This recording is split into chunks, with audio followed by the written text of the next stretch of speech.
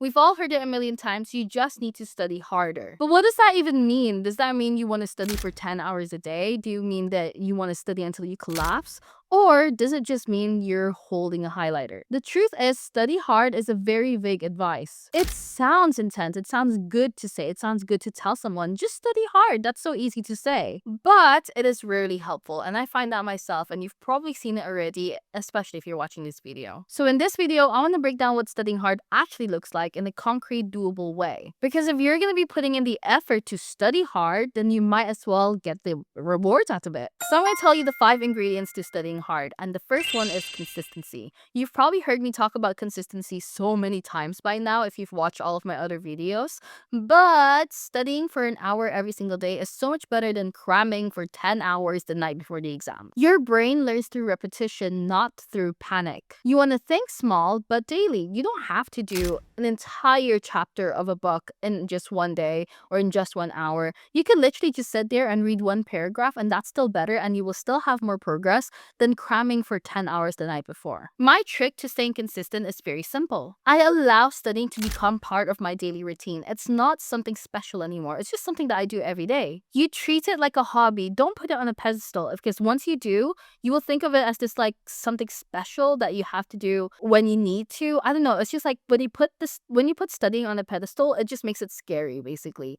Take it off the pedestal, make it into a hobby, but don't sacrifice your fun time, your me time, your day-to-day life just to study. You want to swap out mentally stimulating hobbies with studying, and soon studying will feel like a normal thing. Number 2, you want to make it memorable, which is a form of active learning. You don't want to just reread or highlight your notes, because that is passive learning. Recently, I took a trip to Morocco with my boyfriend, and in there we had an absolutely amazing time, but also we did a cooking class, and my boyfriend absolutely got bullied by the chef because she was trying to teach us Arabic words, and my boyfriend could not remember a single one of them. Me, on the other hand, I remembered every single one of them because of active learning and because of tricks that I've learned along the way.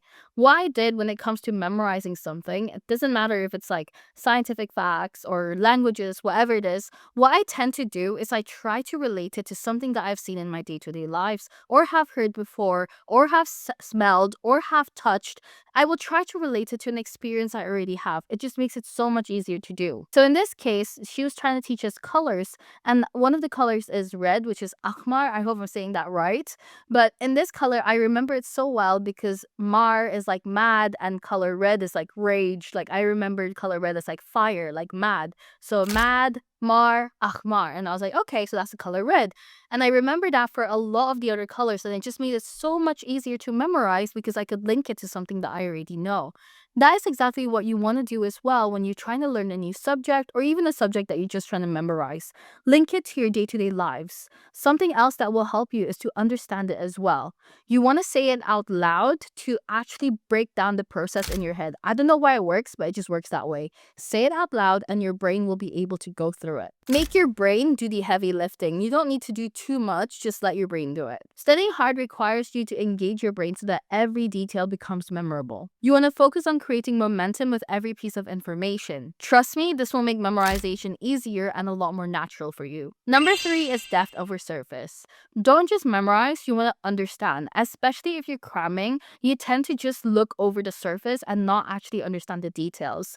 In the past 5 years of me being a tutor in GCSE sciences and maths and A-level sciences and maths, I've seen that a lot of my students who cram the day before the GCSE exams, they will struggle in A-levels because they don't know the basic foundations of chemistry. It just makes it so much harder for them to understand what is chemistry in its core because they just looked at the surface. So what you want to do is to ask why things work. How do the ideas connect, and what do they actually mean? Very similar to the SQ4R technique. Surface level learning crumbles under pressure, but deep learning will stick. For every sentence that you read, don't move on unless you actually understand it. What you can do is to literally, every time you read something, ask yourself, how can I relate this to my day-to-day life? And ask yourself, why is this important? Not just is it important for me to actually know in the exam, but more about why is this concept important in our day-to-day lives? How is it the fundamental of the world around us? By understanding that, you do two things. You give yourself the curiosity to learn more about the subject, and secondly, you link it to your day-to-day life and hence easier to memorize. Number 4 is presence. You want to put your phone away when you are studying. What I do, because I really struggle with this, is that I actually film myself studying. And coincidentally, because I'm on TikTok and I'm on Study Talk, it's so much easier for me to do this because I can just put it on the side and I can go on live, and it stops me from going on my phone. But if you don't want to post any of your content of you studying, just film yourself or even just have it on the camera so that when you are reaching for your phone, you will actually see yourself doing it, and you will like, I don't know what it is, but it just shocks you and you stop doing it. When you're studying, study. Trust me, even 10 minutes of focus is so much better than sitting there for 10 hours not knowing what you're doing. I know this is easier said than done, but this is something else that I do. Firstly, I create a space where I know, like, I compartmentalize everything in my head. I hope that makes sense, but I compartmentalized everything. That means that when I enter this room that I'm in right now, this is my productivity room, and I only do productive things here. So that once I step in here, I feel productive.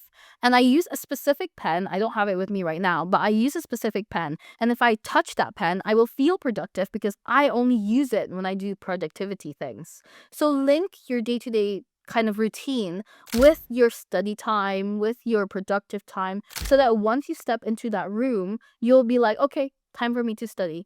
I used to do this with alarms as well. I would use a specific alarm at a specific time.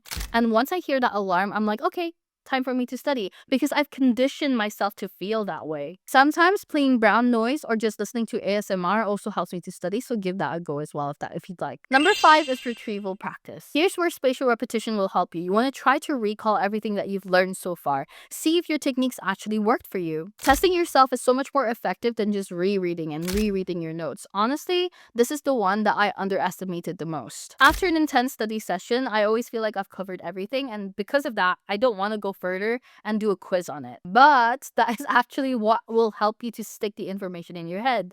And I realized this when I was doing the homework from my school. So my teacher would always set us homework after every class, and I would never try to do it until one day I was like, okay, I have some time, I'm gonna do my homework.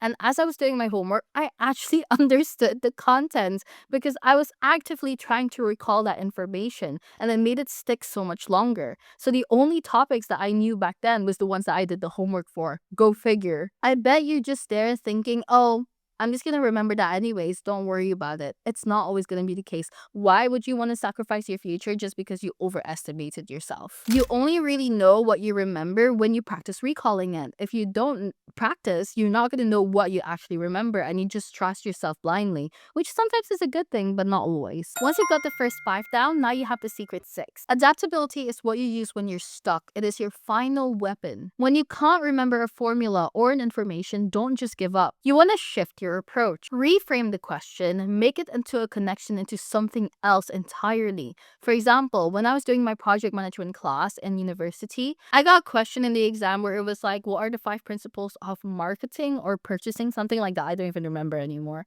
But in that question, I had no idea what it is. I definitely did not even study for this exam. And I still got 90% in this exam because I just linked it to shopping. I literally just sat there and was like, as a customer, what type of marketing has worked for me so far?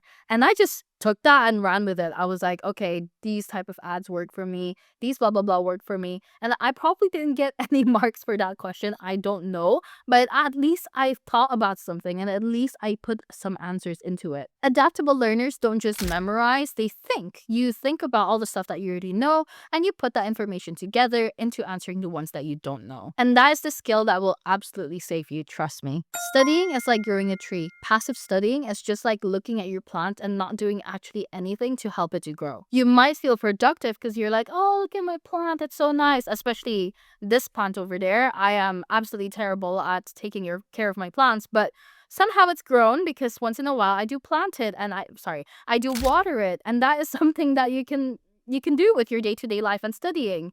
You want to water your plant regularly, just like you want to do your daily review. You want to give the plant some sunlight, just like you giving yourself deep understanding of the concept. You prune the dead part so that it doesn't take up more nutrients than it should, and that's just like dropping what doesn't work for you. Try every single study technique, and if it doesn't work, that's fine. Move on. You protect it from the weeds, which is just like you eliminating distractions from your studying. It doesn't grow very fast, but eventually, slowly by slowly, it does grow, and then all of a sudden, you have a plant like that. So the next time someone tells you to study hard, just remember it's not about actually sitting down for hours and trying to study when you're completely distracted. It's about how you study actively, consistently, deeply, and with adaptability. Study like you're growing something, not like you're cramming something. And you're gonna trust that the results will grow with you. Aside from that, I hope you guys like this video, and I hope to see you in the next one. All the best. Bye bye.